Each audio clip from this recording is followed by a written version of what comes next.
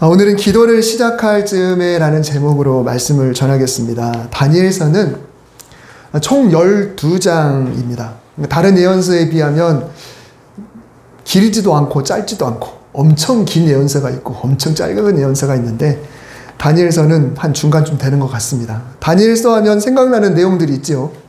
다니엘과 세 친구가 어떤 바벨론의 음식을 거절했는데 오히려 더 건강한 그런 모습.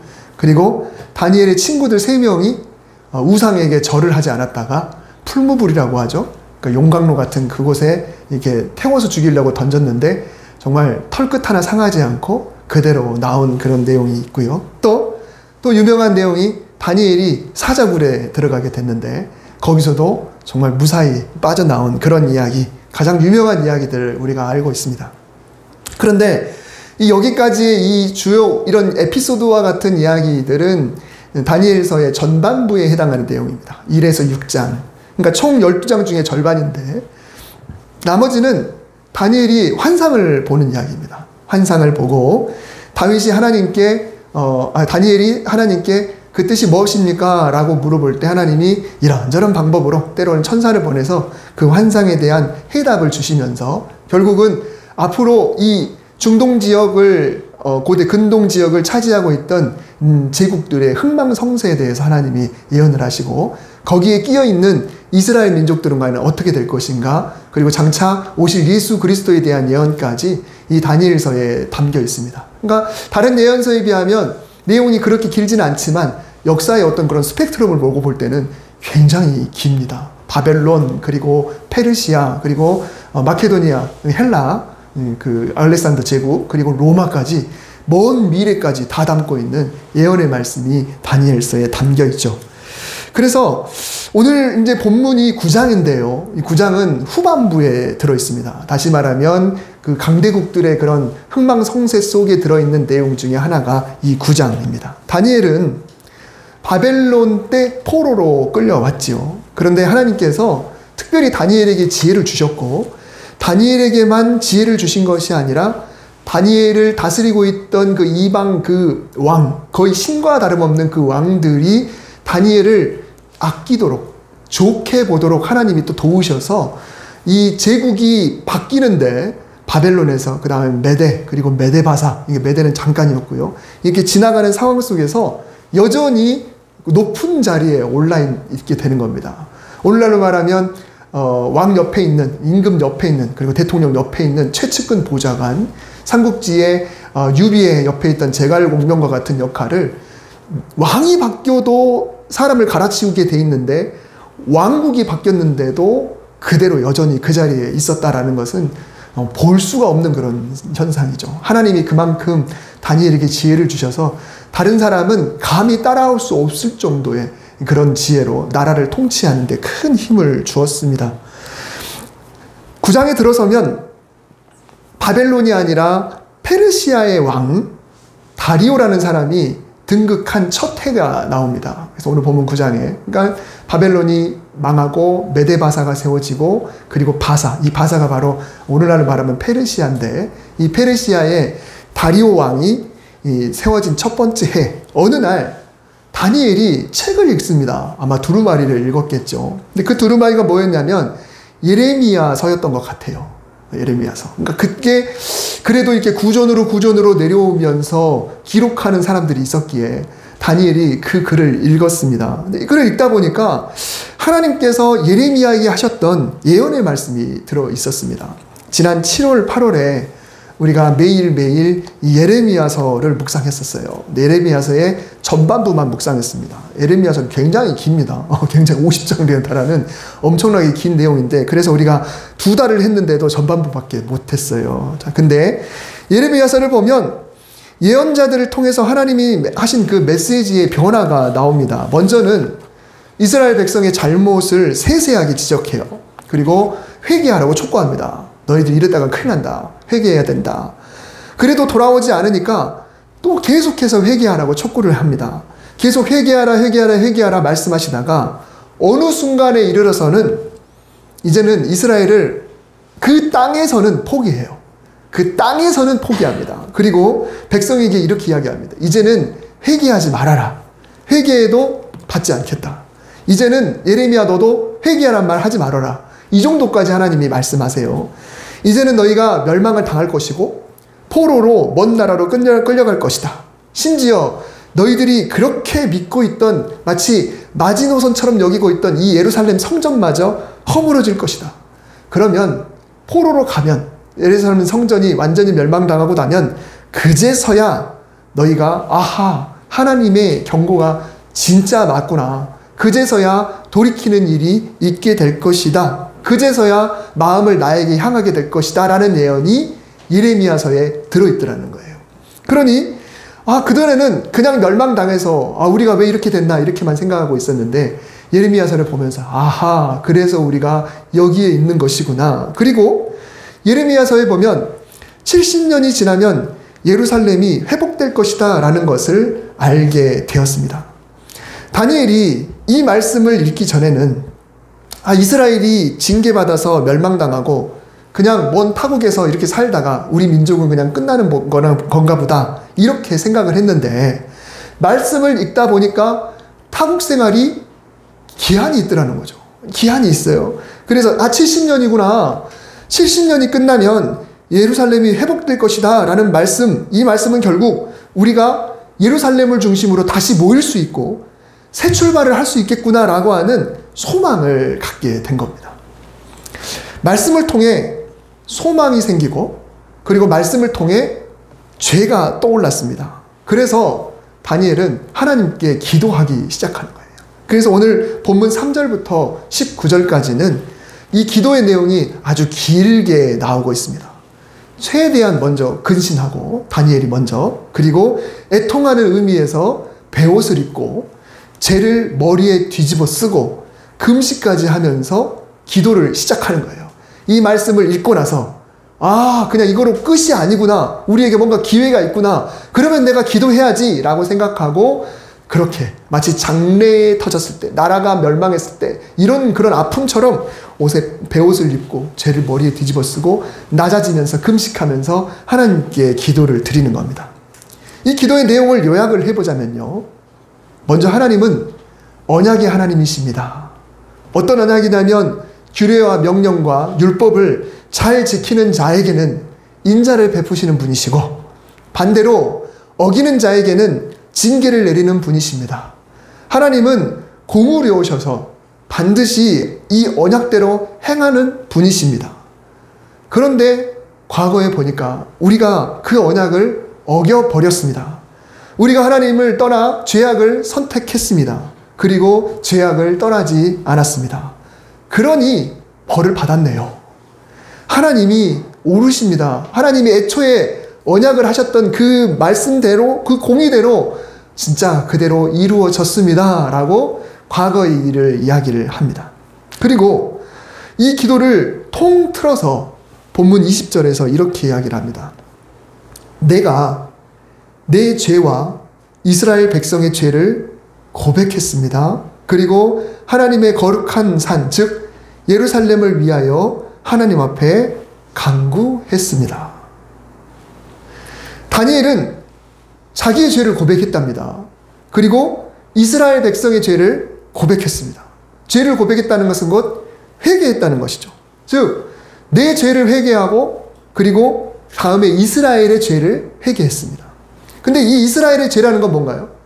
현재도 아니고 과거에 있었던 일이잖아요. 과거에 있었지만 그 과거에 살았던 사람들의 죄이긴 하지만 그러나 그 뿌리가 지금까지 이어지고 있기 때문에 과거에 대한 회개인과 동시에 오늘을 놓고 회개하는 것과 다름이 없는 거죠. 근데 여기서 이스라엘은 이스라엘 조상들, 이스라엘 백성들을 의미합니다. 제가 서울시인데 기숙사에 살았는데요. 이제 집이 머니까 어쩔 수 없잖아요. 근데 거기 기숙사에 사는 학생들은 금요일 저녁이 되면 크게 두 부류로 갈립니다. 주말에 지방으로 가는 학생들이 있어요. 집으로 가든가 아니면 자기가 사역하는 교회가 지방에 있든가 하면 금요일 날 짐을 싸서 갑니다. 그리고 주말에도 그냥 안 가는 사람들이 있어요. 사역지가 서울이거나 혹은 부천이거나 혹은 인천이거나 이런 사람들은 사역하고 또 와서 자고, 사역하고 와서 자야 되니까 짐을 싸지 않습니다. 근데 어찌됐건 토요일하고 주일 이틀은 낮에 기숙사가 비어 있습니다. 거의 비어 있어요. 사역하러 갔든지 아니면 집에 갔든지 다 비어 있습니다. 그런데 한 번은 주말에 기숙사에서 노트북 2대가 분실되는 사건이 일어났습니다. 그 당시에 노트북은 시대적으로 엄청납니다. 윈도우가 보급된 지 얼마 안 된 상태에서 노트북을 갖고 있다는 것은 굉장한 부자가 아니면 불가능했어요.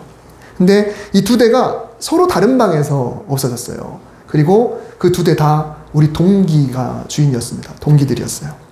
그래서 이 동기 한 명이 마치 형사처럼 그 안에 있는 모든 가능성을 열어두고, 우리 동기들의 노트북이 정확히 없어졌으면 분명히 이거는 알고 있는 사람 짓이다 라고 생각하고 그 기숙사에 살고 있는 모든 동기의 알리바이를 조사하기 시작했어요. 저도 물론 당연히 대상자였고, 저는 뭐 다행히 그때 다른 곳에 가 있었으니까 그게 그랬죠. 기분 나쁘진 않았어요. 뭐 절차라고 생각하고. 그리고 결국은 한 명이 잡혔습니다. 하필이면 저와 제일 친한 그런 친구였어요. 왜 그랬는지 이유는 제가 아직도 잘 모르겠습니다. 근데 저는 그 사실에 엄청난 충격을 받았습니다. 이거 도대체 왜 그랬을까라는 생각을 했죠. 그래서 기숙사는 매일 새벽 기도회가 있어요. 그래서 다음날 새벽 기도회에 가서 정말 엉엉 울었습니다. 엉엉 울었어요. 그냥 기도가 나오지가 않아요. 그냥 그저 막 울면서 하나님 어찌하여, 하나님 어찌하여. 그냥 그렇게 이야기하면서 그냥 그 친구를 위해서 하나님 불쌍히 여겨주세요. 하나님 용서해주세요. 하나님 긍휼히 여겨주세요. 라고 하는 기도를 그날 정말 눈이 퉁퉁 불도록 계속해서 기도드렸습니다. 여러분, 누군가의 죄를 위한 기도에 대해서 어떻게 생각하시는지 모르겠습니다. 잘못은 그 사람이 저질렀는데 내가 대신 그 사람의 죄를 용서해달라고 기도하는 것이 과연 어떤 의미가 있을까? 반대로 하면 내가 잘못해놓고선 교회 다니는 누군가에게 내가 죄를 좀 지었는데 네가 나 대신 하나님께 용서해달라고 좀 기도 좀 해줘 라고 부탁을 한다. 과연 이것이 과연 옳은 것일까라는 것입니다. 회개는요, 기본적으로 죄 지은 당사자가 자신의 죄를 위해서 드리는 겁니다. 그게 기본적입니다. 내 죄는 남이 아니라 내가 해결해야 돼요. 내가 예수 그리스도의 보혈의 그 공로를 확실하게 그 의미를 알고 그 보혈에 힘입어서 내가 내 죄를 용서해달라고 기도했을 때 그 십자가 보혈의 권능으로 내 죄가 용서받는 거거든요. 그런데 내 죄는 남이 아니라 반드시 내가 해결해야 되는 문제임에도 불구하고 성경에는 누군가의 잘못을 용서해달라는 기도가 심심찮게 나옵니다. 주로 예언자들이 그랬고요. 또 아브라함도 소돔과 고모라 땅을 위해서 그 사람들은 회개할 마음도 생각도 전혀 없음에도 불구하고 오히려 아브라함이 간절하게 기도를 했죠. 그리고 누구보다도 십자가 위에 달리셨던 예수님께서는 십자가 아래 있던 병사들의 죄를 용서해달라고 기도하셨습니다. 아버지, 저들을 사하여 주옵소서. 자기들이 하는 것을 알지 못하고 있습니다. 그러면 성경의 의인들, 그리고 아브라함, 그리고 예수님의 기도가 과연 잘못됐을까요? 아니, 회개 기도는 본인이 해야 되는 건데. 그런데 남을 위해서 그 사람은 잘못을 깨닫지도 못하고 있는데 그 사람의 죄를 용서해달라는 기도는 말도 안 된다라고 생각할 수도 있겠지만, 그러면 성경의 위인들, 심지어 예수님도 그러면 잘못된 것인가 라고 하는 것입니다. 그럴 리가 없지 않겠습니까? 다니엘은 이스라엘을 용서해달라고 아주 긴 기도를 드리면서 지금 어떤 마음으로 기도하고 있는지를 18절에서 이렇게 표현을 합니다. 우리가 주 앞에서 간구하는 것은 우리가 뭔가를 잘못했다고 잘했다고 공로를 내세우는 것이 아닙니다. 오로지 하나님의 크신 긍휼 하나만을 바라보고 기도하는 것입니다. 라고 했습니다. 주의 큰 긍휼을 의지하여 함이니이다. 하나님의 긍휼이 너무 크시니까 제발 긍휼을 베풀어 주시기를 바라면서 기도하는 것입니다. 뭐 잘났다고 하는 게 아닙니다. 잘했다고 하는 게 아닙니다. 오로지 긍휼 하나만 바라봅니다. 라고 말했습니다. 지난 주일에 하나님의 사랑에 대한 말씀을 나눴죠. 하나님은 사랑이시라. 하나님은 사랑 자체이시고 사랑 덩어리이십니다. 그래서 우리가 하나님을 찾지 않으면 혹시라도 하나님이 벌을 내리실까봐 내가 두려워서 그래서 교회에 나간다거나 하나님께 나아가는 것이 아니라 하나님이 사랑이시기 때문에 그 사랑을 의지해서 언제나 나아가는 겁니다. 회개도 마찬가지입니다.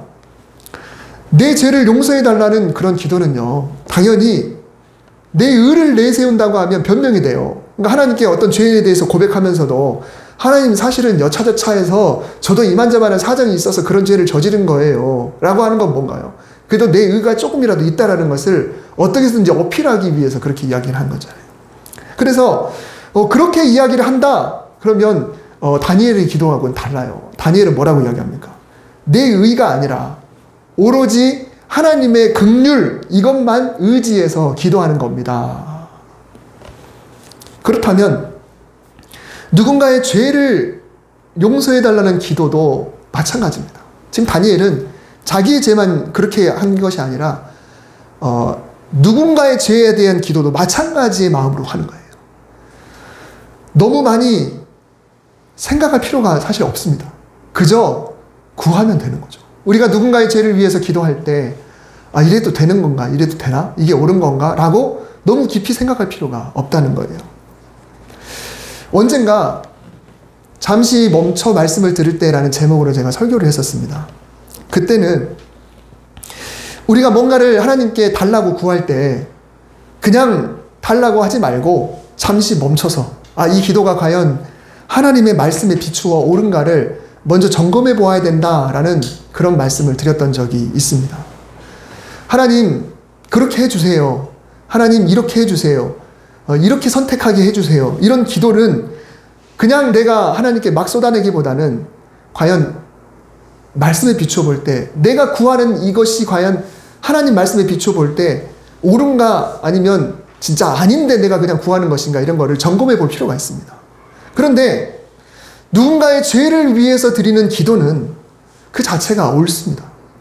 그 자체는 하나님의 긍휼을 의지하여 드리는 기도라고 한다면 더 옳습니다. 하나님이 그 마음을 너무 잘 아시기 때문에 하나님의 긍휼이 너무나 크시기 때문에 얘가 지금 나의 긍휼을 의지해서 죄 용서를 위해서 기도하는구나.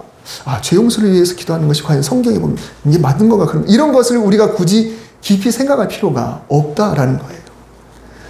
물론 죄 지은 자가 예수 그리스도 이름으로 회개해야만 죄 용서가 이루어진다라는 것은 진리입니다. 진리예요.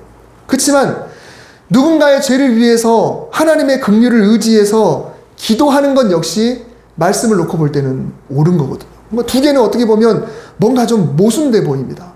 본인이 기도해야 회개지, 그래야 용서받지. 근데 누군가를 위해서 하나님의 긍휼을 의지해서 기도하는 것도 이것도 옳은 것이다 그러면 뭔가 좀 둘이 안 맞지 않겠습니까? 그런데도 하나님은 오늘 말씀을 통해서 예수님도 그렇게 하셨습니다.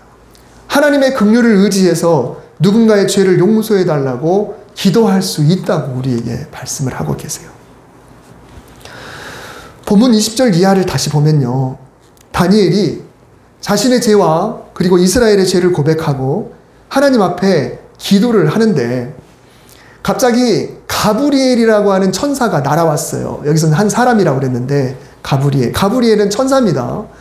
그냥 천사가 아니라 이제 천사들 중에는 역할이 있습니다. 크게 세 부류가 있는데 하나는 천군, 군사의 역할을 하는 천사들이 있고 하나는 오로지 하나님을 찬양하는 그런 천사들이 있고 그리고 하나님의 메신저 역할을 하는 천사들이 있습니다. 그 세 부류가 있어요. 그래서 군사의 리더는 미가엘이고 그리고 찬양의 리더는 라파엘이고 그리고 전하는 소식, 전령의 역할의 리더는 바로 가브리엘이에요. 그래서 성경에 보면 이 가브리엘이 소식 전하는 역할에 자주 등장을 하죠. 누가복음에 보면 그 예수님의 탄생을 수태고지하는 그런 천사도 가브리엘이었습니다. 그래서 이 가브리엘을 천사장이라고 하는데요. 가브리엘이 뭐라고 말하냐면 내가 하나님의 명령에 따라 이제 너에게 왔다. 너에게 지혜와 총명을 주려고 왔다. 하나님의 명령이 나한테 언제 떨어졌냐고 하면 바로 네가 기도를 시작할 즈음이다 라고 이야기를 했습니다. 그러니까 다니엘이 기도를 시작할 즈음에 하나님이 가브리엘을 바로 콜하신 거예요. 그래서 가브리엘에게 명령을 하신 겁니다. 너 다니엘에게 가. 그리고 그에게 지혜를 주고 총명을 줘. 그래서 그가 봤던 환상이라든가 이런 것들, 그리고 이스라엘의 미래가 어떻게 될 것인가를 네가 가서 알려줘라는 명령이 떨어졌어요. 근데 언제 그랬냐고요? 다니엘이 기도를 시작할 즈음에 라는 겁니다. 다니엘이 기도를 시작할 즈음이 언제일까요? 오늘 읽진 않았지만 9장 3절에 보면 다니엘이 금식하며 베옷을 입고 재를 덮어쓰고 주 하나님께 기도하며 간구하기를 결심한 바로 그 순간을 말합니다. 결심한 바로 그 순간. 정말로 내가 기도해야겠구나라고 마음에 진심으로 마음을 품는 그 결심한 그 순간, 그게 하나님이 가브리엘 너와 라고 말씀을 하신 거예요. 나는 결심을 품었는데 하나님 입장에서는 그게 바로 기도가 시작되는 것과 다르고, 그래서 가브리엘에게 명령해서 다니엘을 보낸 것입니다. 그때 하나님은 벌써 움직이셨어요. 그때 벌써 하나님은 가브리엘에게 명령을 하는 겁니다. 여러분, 우리가 이런저런 기도를 하려고 결심할 때 그때 이 장면을 한번 상상해 보시기 바랍니다. 나는 그냥 결심했는데 하늘에서는 하나님이 바로 가브리엘을 부르셔서 이래야지 라고 말씀을 하는 거예요. 우리가 생각할 땐 그렇죠. 하나님이 때로는 너무 더디신 것 같아요. 묵묵부답이신 것 같기도 하고 또 답답할 때가 있습니다. 나는 죽어라 기도하는데 세워라 내워라 하나님이 아무런 응답도 안 해주시고 있다고 생각할 수가 있습니다. 그런데 내가 결심만 했을 뿐인데 그 기도를 시작할 즈음에 벌써 하나님은 일하고 계시다라고 하는 게, 이게 엄청난 기도의 힘을 불러올 수가 있는 것이죠. 특별히 오늘 말씀처럼 하나님의 긍휼을 의지해서 누군가의 죄를 위해서 기도하고 있다. 그러면 분명히 하나님은 즉시 움직이십니다. 기도를 시작할 즈음에 바로 일하십니다. 성령이여 강림하사라는 찬송이 있습니다. 찬송가 190장, 우리가 잘 아는 찬송입니다. 성령이여 강림하사 나를 감화하시고 애통하며 회개한 맘 충만하게 하소서. 예수여 비오니 나의 기도 들으사 애통하며 회개한 맘 충만하게 하소서. 예전 찬송가에는 회개한 마음이라고 하지 않고 회개할 마음이라고 돼 있어요. 그러니까 이게 시제의 차이가 나죠. 굉장히 차이가 많습니다. 아무튼 사실 이 두 번역 모두가 영어 원문을 놓고 보면 좀 의미가 많이 달라요. 우리나라 말로 번역한 게 영어 원문하고는 뜻이 굉장히 많이 차이가 납니다. 어떤 회개할 마음 이런 것보다도 하나님의 그 신령한 마음을 우리에게 주세요, 가득 채워주세요 라고 하는 그런 의미가 사실 영어거든요. 근데 우리나라에 들어오면서 여기에 대해서 이렇게 회개한 마음으로 번역을 했습니다.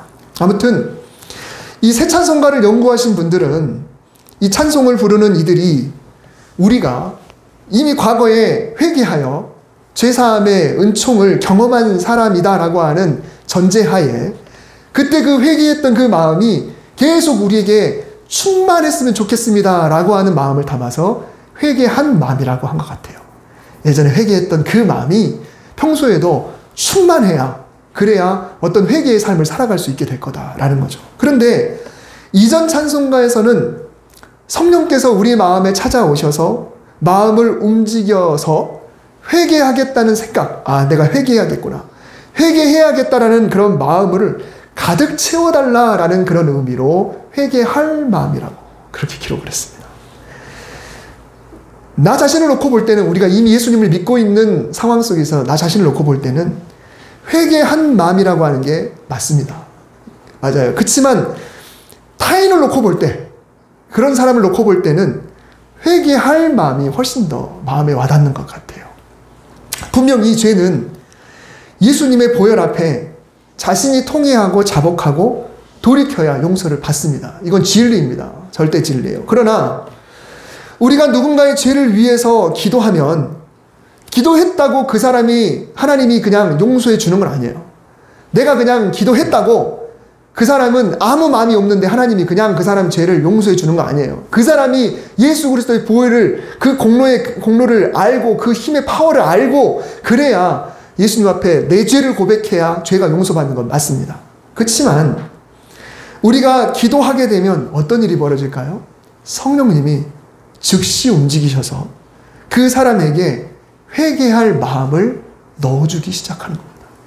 내가 기도하면 하나님이 그 사람 마음속에 자기의 죄를 하고 있다. 아, 내가 뭐가 잘못했구나 라고 하는 것을 마음 먹을 수 있도록, 그리고 그 마음이 점점 뜨거워질 수 있도록 하나님이 일하시기 시작한다라는 것을 우리가 깨달아야 합니다. 나는 기도해야 해요. 나는 기도했는데 그들이 돌이키는 거예요.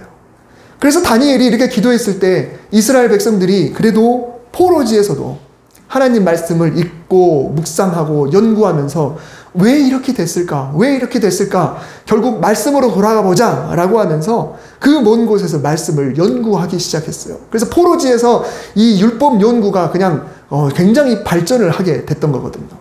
그러다 보니까 이 말씀을 놓고 볼 때 우리가 잘못했구나. 우리 조상들이 이런 문제를 저질렀었구나. 우리가 이렇게 했구나 라고 하면서 회개하기 시작했다는 거죠. 예언대로 그런 일이 벌어졌고, 결국은 그들이 다시 회복시킬 예루살렘을 사모하면서 기도하고 기도하다가 결국은 고레스 칙령에 의해서 이스라엘 백성들이 다시 이스라엘 땅으로 돌아가는 놀라운 일이 일어났던 것입니다. 여러분, 우리는 누군가가 회개했으면 좋겠다라는 생각이 들 때 너무 많은 고민을 할 필요가 없습니다. 그저 주님의 긍휼을 의지해서 기도할 따름이에요. 하나님, 그 사람에게 회개할 마음을 심어주세요. 하나님, 그 사람의 죄를 용서해 주세요. 하나님, 그 사람을 긍휼히 여겨주세요. 내가 그 사람의 하나님의 긍휼을 의지해서 내가 이렇게 기도합니다. 그러면 하나님이 어떤 방법이 됐든지 간에 천사를 통하여서 바로 일하시고, 그리고 그 사람 마음속에 자기의 죄를 회개할 그런 마음이 들게 되고, 그리고 그 사람이 하나님께 내 죄를 고백하여서 그 죄를 용서받는 놀라운 역사가 일어나게 될 것입니다. 이 명절을 맞아서 정말 우리는 평소에 안 만나던 사람들을 또 만나게 되고, 또 일상을 살아가면서도 그런 일들이 있게 될 겁니다. 때로는 그런 마음이 들어요. 저 사람은 언제쯤 깨닫게 될 것인가? 우리 이웃들도 놓고 볼 때 그래요. 저 사람은 언제쯤 깨닫게 될 것인가? 자기의 잘못도 모르고 있는데. 근데 이럴 때 우리가 그저 하나님의 긍휼을 의지해서, 하나님, 죄를 용서해 주세요. 그의 죄를 용서해 주세요 라고 기도한다면 하나님께서는 그 즉시 움직이셔서 하나님이 일하시고, 그리고 하나님이 원하시는 때에 반드시 그 마음을 돌려주실 줄 믿습니다. 나의 죄를 위한 회개도 중요하고, 그리고 누군가의 죄를 위한 기도도 중요합니다. 그러므로 포기하지 마시고 최선을 다해서 누군가를 위한 중보 기도를 놓지 않는 저와 여러분 될 수 있기를 주님의 이름으로 축복합니다. 기도하겠습니다. 사랑과 은혜가, 그리고 긍휼이 무한하신 하나님, 그 긍휼에 의지하여서 우리가 오늘 기도할 결심을 갖습니다. 오늘 우리가 품고 있는 그 누군가를 향해서 기도할 결심을 품는 그 순간부터 하나님은 일하고 계신 줄 믿사오니, 주님 긍휼히 여겨주시옵소서. 나의 죄를 용서하시고 또 나의 아는 그런 지인들의 죄를 주님 용서하여 주시옵소서. 그가 죄를 알건 모르건 깨닫건 못 깨닫건 간에 우리는 그저 기도하겠습니다. 하나님의 긍휼을 위해 기도하겠습니다. 주님, 그 긍휼로 덧입혀 주시사 그 마음속에 애통하고 회개할 마음 충만하게 하여 주시옵소서. 그렇게 우리가 남을 위해 기도하는 그런 성숙한 성도가 되기를 사모하며 예수님의 이름으로 기도드립니다. 아멘.